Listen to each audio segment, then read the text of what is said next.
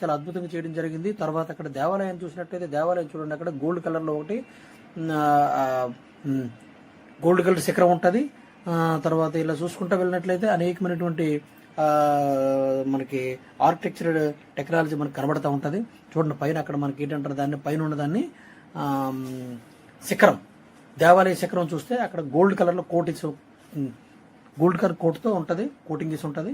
తర్వాత నెక్స్ట్ చూస్తే అక్కడ చూడండి ఆ ముందుకు వస్తే ఇది ఈ రకంగా ఇంత అద్భుతమైనటువంటి మనకి ఈ శిలాఖండ్ అనేది మనకి మనం చాలా తక్కువ దేవాలయాలను మనం చూడగలుగుతాం. కారణం ఏంటంటే ఇది చాలా చాలా పురాతన దేవాలయం కావడం వలన మనకి ఇవన్నీ కూడా కనిపిస్తూ ఉంటాయి.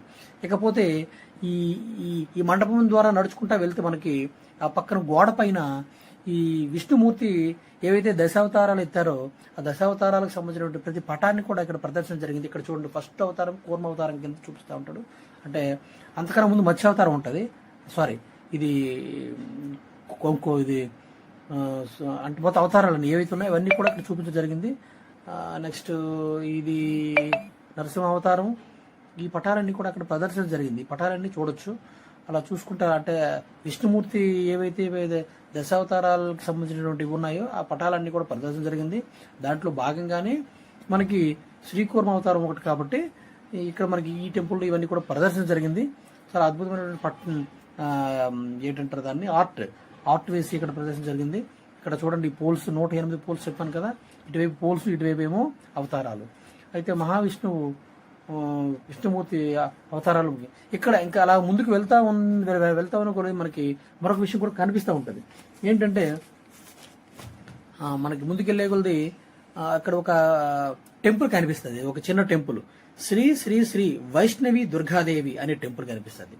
ఇది యాక్చువల్గా ఏంటంటే మనకి యావత్ భారతదేశంలో 2 ప్రదేశాల్లో ఈ ఈ వైష్ణవి దేవతలుగా ఏమంటారు వైష్ణవి దేవతలుగా ఇది టెంపుల్ 2 ప్రాంతాల్లో ఉంటుంది భారతదేశం మొత్తం చూసినట్లయితే. అది ఒకటి జమ్మూ కాశ్మీర్, రెండోది శ్రీకూర్మమే. జమ్మూ కాశ్మీర్లో మళ్ళీ టెంపుల్ కనిపిస్తుంది శ్రీ శ్రీ శ్రీ వైష్ణవి దుర్గాదేవి టెంపుల్. మళ్ళీ భారతదేశంలో మళ్ళీ ఇంకెక్కడ చూడాలంటే అది మళ్ళీ శ్రీ కూర్మనాథ టెంపుల్ కనిపిస్తుంది. అయితే ఇప్పుడు అలా ముందుకు వెళ్ళినట్లయితే చూడండి టెంపుల్ వెనకాతల మనకి ఒక ధ్వజస్తంభం కనిపిస్తుంది. చూడంండి పశ్చిమ దిక్కున ఒక ధ్వజస్తంభం, అలాగే తూర్పున మనం ఫస్ట్ ఎంటర్ అయినప్పుడు కూడా ఒక ధ్వజస్తంభం కనిపిస్తుంది. అది తూర్పు ముఖంగా ఉండేటువంటి ధ్వజస్తంభం. ఇక్కడ ఏ టెంపుల్కి ఉండదల అంటే జనరల్గా ఏంటంటే శ్రీ శ్రీ శ్రీ కూర్మనాథ టెంపుల్కి మాత్రమే మనకి 2 ధ్వజస్తంభాలు కనిపిస్తాయి. అదే పశ్చిమ ముఖం ఒకటి, తూర్పు ముఖం మరొకటి. ఇక్కడ పశ్చిమ ముఖం ఉండేదాన్ని మనం ఆల్రెడీ చూసాము. తర్వాత నెక్స్ట్ ఏంటంటే ఇక్కడ చూడండి ఈ ఆర్కిటెక్చర్లో మనకి ప్రతి ఏమంటారు వాటిని 108 స్తంభాలు ఏవైతున్నాయి వాటి మీద మేబీ ఇది సంస్కృత భాష అయి ఉండొచ్చు. ఈ సంస్కృత భాషలో ఇందులో ఈ టెంపుల్ ప్రసిద్ధి సంబంధించినవి చరిత్రను మొత్తం టోటల్గా అన్ని అక్కడ లిఖించడం జరిగింది. ఇవి చూస్తే మనకి తెలుస్తుంది. ఇవన్నీ కూడా పూర్వం 2వ శతాబ్దంలోనే నిర్మాణం జరిగిన ఈ టెంపుల్కి ఇవన్నీ కూడా రాశారనే విషయం మనకు కనబడుతూ ఉంటుంది. ఇంకా అలా ముందుకు వెళ్ళినట్లయితే మనకి చూడండి ఇక్కడ పశ్చిమముఖంగా ఉండేటువంటి ధ్వజస్తంభం. తర్వాత అటువైపు చూస్తే ఆ ముందు ఒక ధ్వజస్తంభం ఉంటుంది. ఇది పశ్చిమముఖం ధ్వజస్తంభం ఉంటుంది. 2 ధ్వజస్తంభాలు ఉంటాయి. చూస్తూ మనకు కనిపిస్తూ ఉంటుంది. టెంపుల్ దగ్గర ఆర్కిటెక్చర్ కానీ ఈ నిర్మాణం కానీ ఎంత అద్భుతంగా ఎంత దీనిగా నిర్మాణం చేశారనేది మనకి తెలుస్తుంది. చాలా పురాతనమైనది, సుమారుగా 2వ శతాబ్దంలో నిర్మాణం చేసినటువంటి ఈ టెంపుల్. అయితే ఆలయం తాలూకు ప్రత్యేకత ఏంటంటే ప్రపంచంలో శ్రీ కూర్మావతారానికి అంకితమైనటువంటి అత్యంత ప్రసిద్ధమైన ఆలయం ఇదట. అంటే స్వయంభూ క్షేత్రంగా కూడా భక్తులు విశ్వాసం ఉంది.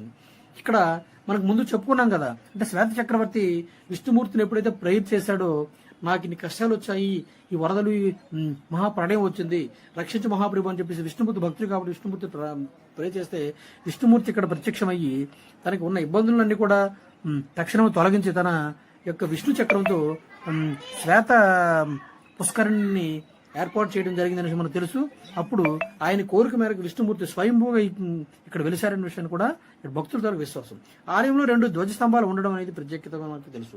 అది పశ్చిమ ముఖాన, తూర్పు ముఖాన. అలాగే గర్భగుడి పైభాగం అనేది అష్టదళ పద్మ ఆకారంలో నిర్మాణం ఉంటుంది. అంటే ఆలయం పై భాగాన్ని ఏంటంటే అష్టదళ అంటే అష్ట అంటే 8, దళం అంటే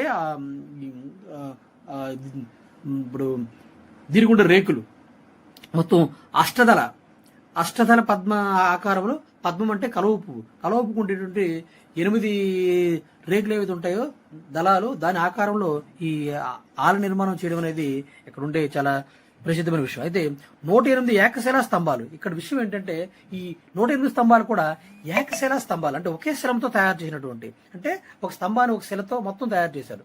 అది ఏకశిలా స్తంభాలని, ఒక్కొక్కటి ప్రత్యేక శిల్పకళతో ఉంటాయి. ఒకదానికి ఒకదానికి సంబంధం కూడా ప్రత్యేకమైన శిల దీంతో ఉంటాయి మనకు కనిపిస్తూ ఉంటుంది ఇక్కడ. ఆ తర్వాత ఇక్కడ ఆలయంలో తాబేలు సంరక్షణ కేంద్రం కూడా ఉంది. భక్తులు తాబేలను పవిత్రంగా భావిస్తారు. శైవ వైష్ణవ సాంప్రదాయాలు రెండు కూడా ఇక్కడ పాటించబడతాయి అన్నమాట ఇక్కడ. అది విషయం. తర్వాత ఈ ఆలయానికి వెనక భాగానికి వెళ్ళినట్లయితే మనకి ఇక్కడ ఏంటంటే మనకి ఇక్కడ కనిపిస్తూ ఉంటుంది. అంటే శ్రీ మహావిష్ణువు ఏవైతే దశావతారాలు ఏవైతే ఆయన చేశారో ఆ దశావతారాల తాలూగా శిలాఫలకాలు అక్కడ మనకు కనిపిస్తూ ఉంటాయి. చూడండి అక్కడ విగ్రహాలు చూడండి. మొదటి అవతారం కింద దీన్ని మనకి ఇక్కడ చూపిస్తారు. ఇది మత్స్య అవతారం కింద చూపిస్తారు. మత్స్య అవతారం అన్నమాట. అంటే విష్ణుమూర్తి ఇలాంటి విగ్రహాన్ని కూడా వెనకాతల ఏర్పాటు చేశారు. మొదటిది మత్స్యావతారం, అంటే దీనికి సంబంధించినటువంటి శ్లోకం కూడా కింద ఇవ్వడం జరిగింది. ఇక్కడ చూడండి మత్స్యావతారం. తర్వాత రెండో అవతారమే మనకి ఏ అవతారం అంటే శ్రీ కూర్మనాథ అవతారం, అంటే రెండోది శ్రీ కూర్మ అవతారం. చూడండి ఇక్కడ మనకి ఎలాగా ఆ విగ్రహాన్ని ఎలా పెట్టారు. ఇక్కడ కూర్మ అవతారం అనేది రెండో అవతారం కింద దానికి సంబంధించిన ఒక శ్లోకాన్ని కూడా ఇక్కడ ఏర్పాటు చేయడం జరిగింది. అది శిలాఫలకం చూడండి ఎంత చక్కగా ఉందో. తర్వాత నెక్స్ట్ అలా వెళ్తే మనకి ఈ రెండో అవతారం కూర్మ అవతారం అనేది చాలా ప్రాముఖ్యమైనటువంటి అవతారం కింద మనకు తెలుసు. ఇప్పుడు మనం ఏదైతే దర్శనం చేసుకున్నామో దేవుడిని, ఆ అవతారమే రెండవ అవతారం. నెక్స్ట్ మూడో అవతారం చూస్తే ఇక్కడ మనకి కనిపిస్తూ ఉంటుంది. చూడండి మూడో అవతారం ఇక్కడ ఒక ఏంటంటే మూడో అవతారం ఇక్కడ చూడండి చాలా క్లియర్గా ఆ పటం చూడండి, ఆ బొమ్మ ఆ విగ్రహం చూడండి. అది ఏంటంటే అవతారం పేరు మనకి వరహ అవతారం. వరహ అవతారం కింద మూడో అవతారం కింద వరహ అవతారం ఉంటుంది. ఆ వరహ అవతారం ఎత్తినటువంటి ఆ విగ్రహాన్ని కూడా ఇక్కడ మనకి చాలా చక్కగా నిర్మించడం జరిగింది, స్థాపించడం జరిగింది. తర్వాత నెక్స్ట్ వరహ అవతారం తర్వాత నెక్స్ట్ అవతారం ఏంటంటే చూడండి ఇక్కడ ఒక చిత్రపటం కనిపిస్తూ ఉంటుంది. ఇక్కడ మనకి అదే మనకి సాక్షాత్తు సింహాచలం, విశాఖపట్నంలోని సింహాచలంలో ఉన్నటువంటి అతి పవిత్రమైన అతి గొప్ప దేవాలయం శ్రీ లక్ష్మీ నరసింహ అవతారం. తర్వాత నెక్స్ట్ అవతారం ఏంటంటే చూడండి ఇక్కడ కనిపిస్తూ ఉంటుంది ఒక విగ్రహం. ఈ విగ్రహం ప్రకారం ఏంటంటే ఇక్కడ మనకి ఏ అవతారం అంటే ఇది మనకి నరసింహ అవతారం. తర్వాత నెక్స్ట్ వచ్చేది వామన అవతారం అన్నమాట. ఐదో అవతారం ఇది వామన అవతారం. నెక్స్ట్ 6వ అవతారంలోకి వచ్చినట్లయితే ఇక్కడ చూడండి ఇక్కడ కనిపిస్తుంది ఒక గొడ్డలి పట్టుకున్న చేతిలో ఒక విగ్రహం ఇక్కడ ఉంది చూడండి. ఇదే మనకి తెలిసింది పరశురామ అవతారం, 6వ అవతారం. వరహ అవతారము, వామన అవతారం, దశావతారాలు ఇక్కడ విగ్రహాలు అనేవి ఇక్కడ నెలకొల్పడం జరిగింది. చూసారా మనకి మొత్తం దశావతారాలకు సంబంధించిన విగ్రహాలు ఇక్కడ కనిపిస్తాయి.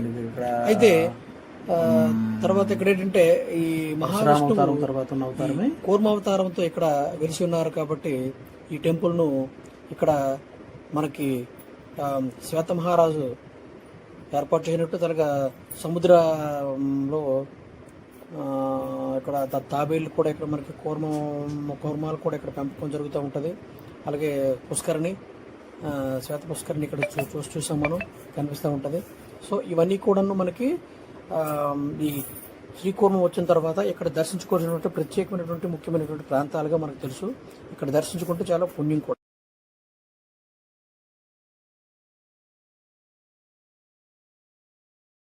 అయితే మనం శ్రీకాకుళం జిల్లాలో ఉండేటటువంటి ప్రముఖమైన దేవాలయాల దర్శన వాటిలో భాగంగా మనకి శ్రీకాకుళం నగరానికి దగ్గరలో ఉన్నటువంటి కల్లేపల్లి గ్రామంలో మనకి ఉన్నటువంటి మనకి ఏది దేవాలయం పేరు ఏంటంటే శ్రీ గౌరీ సమేత మణినాగేశ్వర స్వామి టెంపుల్.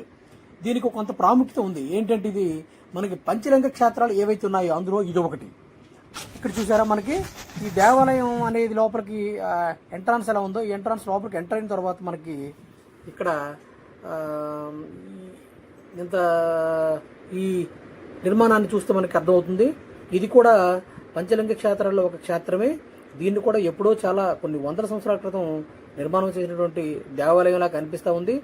ఇక్కడ ఇంకో విషయం ఏంటంటే మనకి చూస్తే ఇక్కడ దేవాలయం లోపలికి కొద్దిగా ముందుకు వెళ్ళినట్లయితే మనకి గుడి లోపలికి ఎంటర్ అవుతాము. గుడి లోపలికి ఎంటర్ అయినప్పుడు చూడండి ఇక్కడ మనకి లోపలికి ఎంటర్ అవ్వగానే ఒక పెద్ద నంది విగ్రహం చూసిన ఎంత పెద్దది ఉందో. ఈ నంది చాలా పెద్ద సైజులో మనకి అక్కడ మనకి ఉమారుద్ర కోటేశ్వర స్వామి టెంపుల్లో మనకి నంది పెద్దగా కనిపిస్తుంది. అలాగే మనకి శ్రీముఖలింగం టెంపుల్లో కూడా పెద్ద సైజులో నంది కనిపిస్తుంది.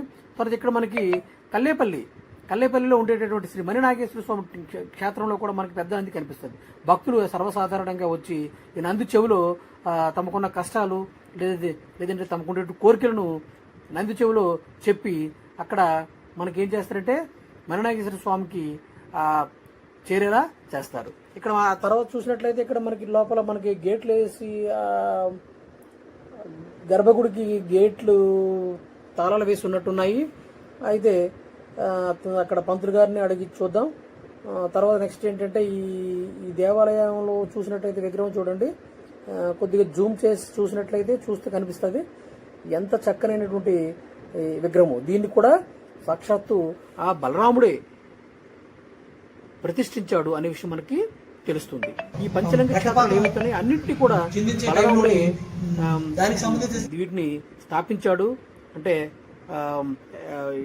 ఏమంటారు దాన్ని స్థాపన చేయడం జరిగింది. తర్వాత ఇలా ఇక్కడ ఈ గుడిలో పక్కకి వచ్చినట్లయితే మనం చూస్తే ఒక పెద్ద పటం కనిపిస్తుంది. ఈ పటం కనిపిస్తే ఇక్కడ నాగావళి అనేది తీరాన నాగావళి ఎక్కడైతే ప్రారంభం అవుతుందో ఒరిస్సాలోని రాయగడ దగ్గర పాయకపాడు అనేటటువంటి గ్రామంలో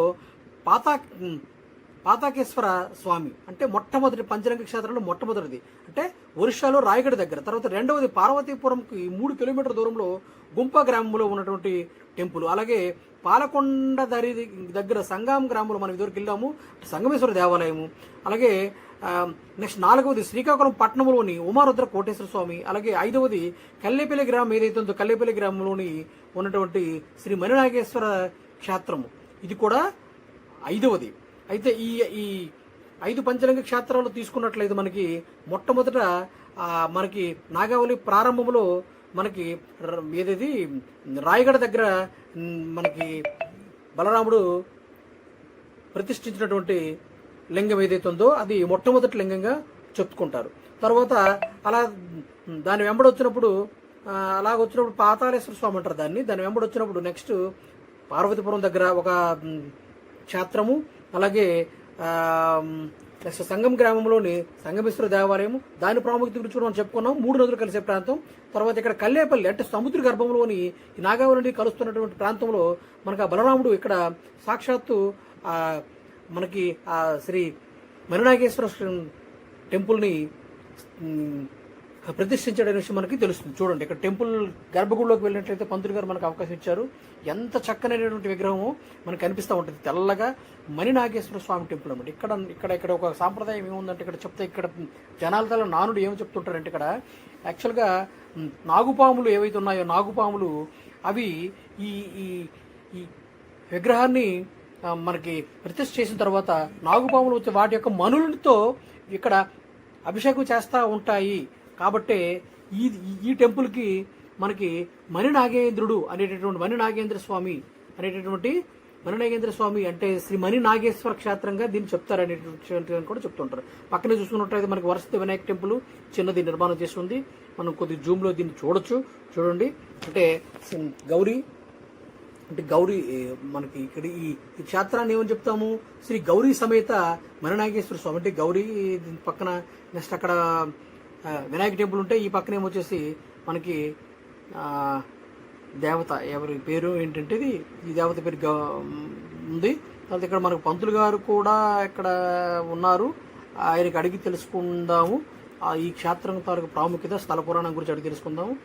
అయితే ఇక్కడ మనకి ఈయన కొద్దిగా మొహమాటస్తుల్లో ఉన్నారు, ఈయన వాళ్ళ బ్రదర్ ఎవరు ఉన్నారంటే ఆయన అడిగి తెలుసుకుందాము.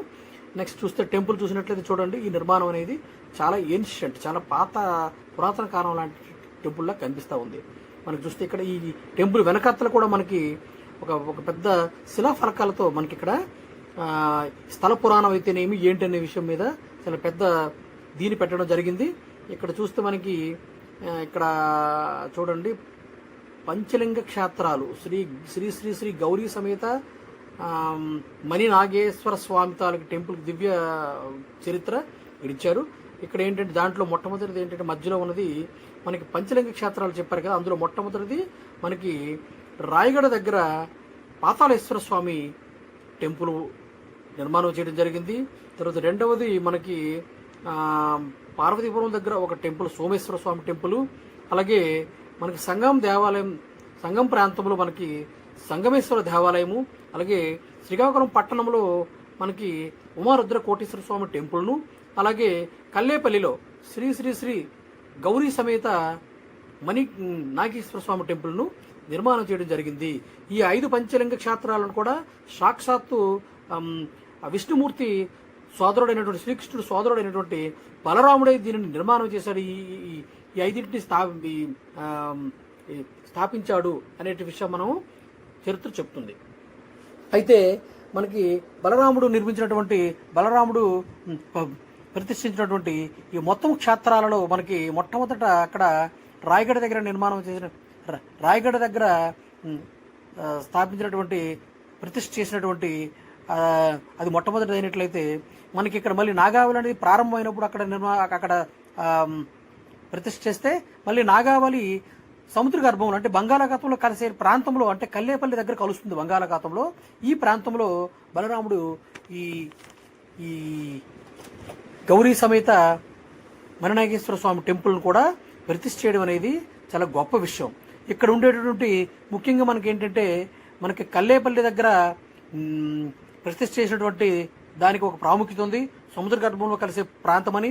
అలాగే మనకి అక్కడ సంగం దగ్గర ప్రతిష్ఠ చేసినటువంటి సంగమేశ్వర దేవాలయానికి ఒక ప్రాముఖ్యత ఉంది. ఏంటంటే అది 3 నదులు కలిసేటువంటి ప్రాంతం. అంటే నాగావళి నదిలో దాని ఉపనదులైనటువంటి వేదవతి, సువర్ణముఖి, ఆ 2 నదులు నాగావళిలో కలిసే ప్రాంతంలో అక్కడ ఎస్టాబ్లిష్ చేయడం జరిగింది అనేది మనకు తెలుసు. అయితే ఇక్కడ దీని చాలా స్థల పురాణం గురించి ఇక్కడ మనకి చాలా స్పష్టంగా క్లియర్గా ఉంది. ఏంటంటే స్థల పురాణం ప్రకారం ఒకప్పుడు ఈ ప్రాంతం సర్పాల నివాసంగా ఉండేదని చెబుతారట.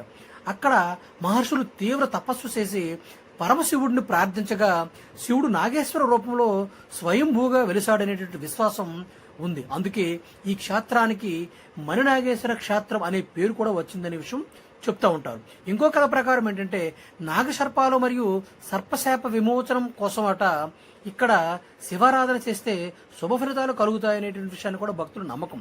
ముఖ్యంగా రాహుకేతు దోష నివారణ కోసం కూడా భక్తులు ప్రత్యేక పూజలు కూడా నిర్వహిస్తూ ఉంటారనే విషయం మనకి చెబుతుంటారు. ఆలయ చరిత్ర విషయానికి వచ్చినట్లయితే ఈ ఆలయానికి శతాబ్దాల చరిత్ర ఉందని స్థానిక చరిత్రకారులు చెబుతూ ఉంటారు. అంటే కళింగరాజులు మరియు తూర్పు గంగ వంశాధిపతులు ఈ ఆలయం బాగా అభివృద్ధి చెందడానికి వారు సహకరించారనే విషయాన్ని కూడా భావిస్తూ ఉంటారు. ఆలయ నిర్మాణంలో ప్రాచీన కళింగ శిల్పకళ ప్రభావం అనేది కనిపిస్తుందని, కాలక్రమంలో ఈ ఆలయం పునర్నిర్మాణాలు పొందగా గర్భగుడి మరియు కొన్ని శిలా నిర్మాణాలు ఎంతో పురాతనంగా కనిపిస్తాయని, మహాశివరాత్రి సమయంలో ఇక్కడ భారీగా జాతర జరుగుతుందని ఆలయం అని ఇక్కడ ఈ ఆలయ ప్రాంతంలో ఉండేటటువంటి ప్రజల తాలూగా ఈ చరిత్రను చెప్తా ఉంటారు. అయితే మనకి ఇక్కడ కనిపిస్తూ ఉంటుంది మరొక చూడండి, ఇక్కడ మరో బోర్డు కనిపిస్తుంది. ఇది కూడా దీనికి సంబంధించినటువంటి ప్రాముఖ్యతల గురించి, ఈ దేవాలయానికి సంబంధించినటువంటి ప్రాముఖ్యతల గురించి చాలా చాలా స్పష్టంగా నీట్గా ఇక్కడ మనకి రాయడం జరిగింది. అయితే దీన్ని బట్టి మనకి ఏమర్థం అవుతుందంటే, ఈ కల్లేపల్లి టెంపుల్ ఏదైతే ఉందో ఇది సముద్ర గర్భంలో కలిసేటటువంటి ప్రాంతంలో ఇక్కడ బలరాముడు నిర్మించాడు కాబట్టి దీనికి చాలా ప్రాముఖ్యత ఉంది. ఈ శివలింగం మనకి సంబంధించి ఇక్కడ నాగుపాములు తన మనులతో అభిషేకం చేయడం అనేది ఇక్కడ చరిత్రకారులు చెప్తా ఉంటారు. అభిషేకం చేసేవాట. అయితే ఇక్కడ ఏంటంటే మనకి జనరల్గా సర్వసాధారణంగా ఏంటంటే ఇక్కడ మహాశివరాత్రి రోజు చాలా పెద్ద ఉత్సవంగా పండగగా జరుపుతూ ఉంటారు. అయితే ఇక్కడ ఏంటంటే ముఖ్యంగా ఏంటంటే నాగదోష నివారణ పూజలకు కూడా ఇది ప్రసిద్ధి అనే విషయం కూడా మనకు చెప్తా ఉంటారు. అలాగే నాగావళి అనేది సమీపంలో ఇది పవిత్రమైన క్షేత్రం విషయం కూడా మనకు తెలుసు. అలాగే ఇక్కడ ఆలయం తాలూకు ప్రత్యేకత ఏంటంటే ఇక్కడ మన స్వయంభూ శివలింగంగా కూడా భక్తులు దీన్ని విశ్వసిస్తూ ఉంటారు. తర్వాత ఏంటంటే భక్తులు ఇక్కడ జనరల్గా ఏంటంటే ఇక్కడ కొన్ని భక్తుల నమ్మకం ఏంటంటే ఇక్కడికి వచ్చి ఇక్కడ కానీ ఈ దేవుడిని కానీ పూజించుకున్నట్లయితే వారికి ఉండేటటువంటి నాగదోష నివారణ కూడా జరుగుతుంది అనే విషయాన్ని కూడా ఇక్కడ చెప్తూ ఉంటారు. ఈ ఆలయంలోని అనేక అభిషేకాలు కానీ రుద్రాభిషేకం కానీ చేసినట్లయితే కుటుంబ సమస్యలు తొలగి ఆరోగ్యమైతేనేమి అలాగే ఐశ్వర్యం కలుగుతాయనేటువంటి నమ్మకం కూడా ఇక్కడ ప్రజల్లో ఎక్కువగా ఉంటుంది. ముఖ్యంగా సంతాన సమస్యలు ఉన్నవాళ్ళు కానీ నాగదోషాలు ఉన్నవారు కానీ ఇక్కడికి వచ్చి ప్రత్యేక పూజలు చేస్తూ ఉంటారు. అయితే ఇక్కడ మనం చూస్తే ఇక్కడ మనం చూడండి టెంపుల్ ఎలా ఉందో చక్కగా ఇది చాలా పురాతనమైన టెంపుల్ కానీ మనకు తెలుస్తుంది. అది దీని తర్వాత పునర్నిర్మాణం చేశారు. ఇక్కడ ఆ పక్కనే దాని పక్కనే ఒక మనకి తటాకం కనిపిస్తుంది చూడండి, చెరువు. ఈ చెరువులో కూడా భక్తులు ఇక్కడికి వచ్చి స్నానాలు చేసి తర్వాత భక్తుడిని దేవుడిని దర్శించుకుంటారనే విషయం కూడా మనకి బాగా తెలుస్తుంది.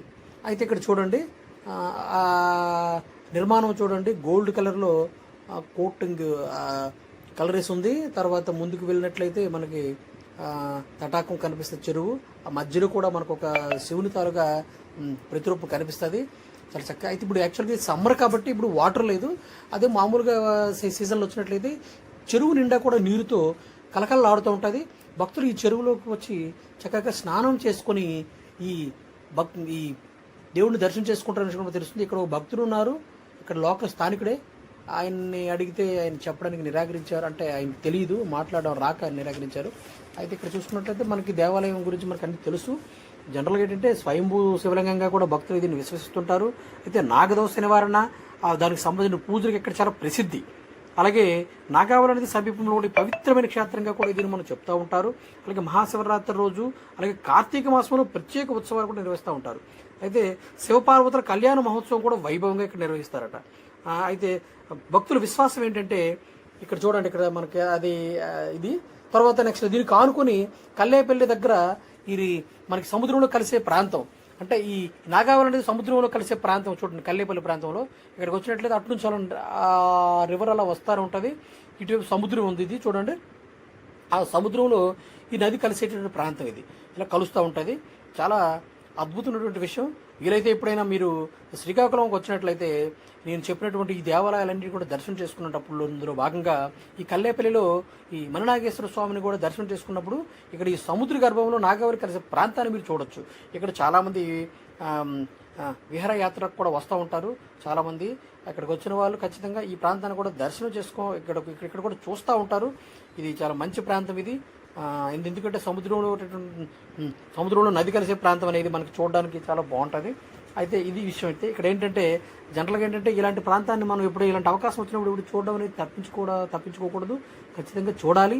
ఇక్కడ కల్లేపల్లిలో శివాలయానికి చాలా ప్రాముఖ్యత ప్రసిద్ధి చెందినటువంటి విషయం మనకు తెలుసు. ఈ ఆలయానికి అంటే ఇక్కడ ఈ సముద్రం తాలూకు నీరంతా కూడా ఇక్కడ స్టాగ్నేట్ అయింది. ఈ మధ్యనే ప్రభుత్వం వారు కూడా ఇక్కడ రావడానికి ఒక తావును కూడా నిర్మాణం చేస్తూ ఉన్నారు. ఇంకా ఇది అండర్ కన్స్ట్రక్షన్లో ఉంది. ఇది చూడండి, ఇక్కడ కొంతమంది అక్కడ వచ్చి చూస్తుంటారు. ఇక్కడ బాగుంటుంది. వీలైతే తప్పకుండా ఈ ప్రాంతానికి రావడానికి ట్రై చేయండి. తర్వాత నెక్స్ట్ ఇలాంటి ప్రదేశాలను మరికొన్ని మనకి వీలైతే చూద్దాం. తర్వాత నెక్స్ట్ ఏంటంటే ఇక్కడ మనకి నేను వచ్చిన వేళ కూడా సంధ్యా వేళ, అంటే సూర్యాస్తమయం వేళ కాబట్టి చాలా అక్కడ బోటింగ్ కూడా ఎవరో చేస్తూ ఉన్నారు చూడండి. బోటింగ్ బాగుంది, ఈ బోటింగ్ కూడా చేయొచ్చు.